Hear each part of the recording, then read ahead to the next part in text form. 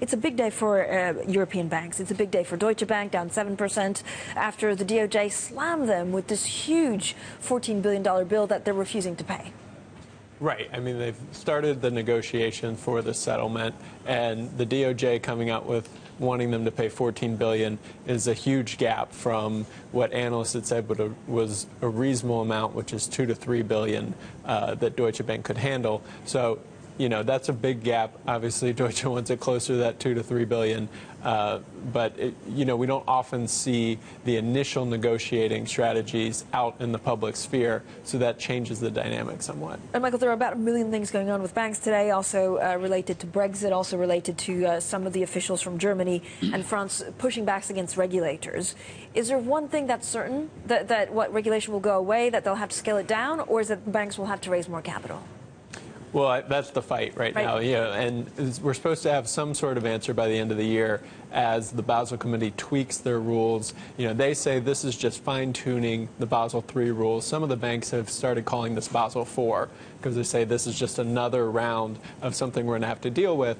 I think the European officials that are pushing back want this to remain just a tweaking of the Basel III rules that won't need more capital for the banks, which is what they've been asking for. Well, Michael, is this a turning point? Because we were having the same conversations 2-3 months ago, right? And a lot of the focus was saying, well, the banks are doing really badly, the banks are doing really badly, look at the share price.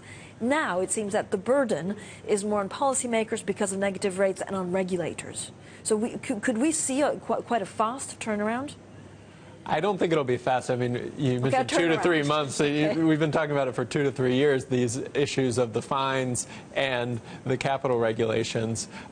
You know, we're starting to see a turn, at least in some of the sentiment from politicians and policymakers in Europe on the way they talk about this, the way they talk about banks needing to get back to the core business of lending to the economy and be done with some of the regulatory issues.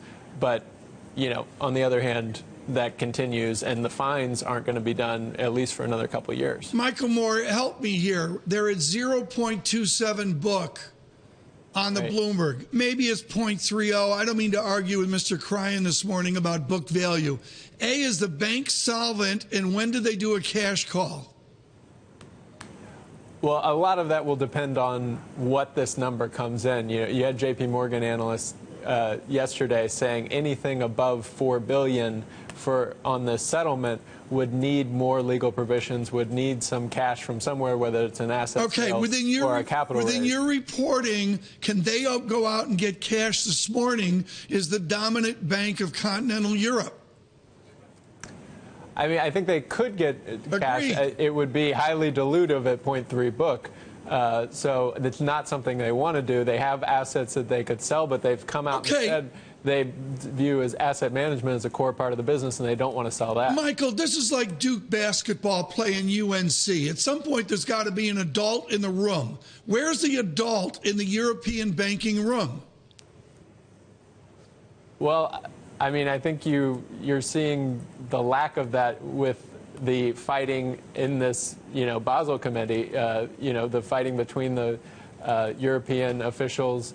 There seems to be two camps, and one is that, you know, we need to continue to make these banks hold more capital and avoid anything like the Lehman that we saw 8 years ago, and the other side saying we've had 8 years of this, we need to move on.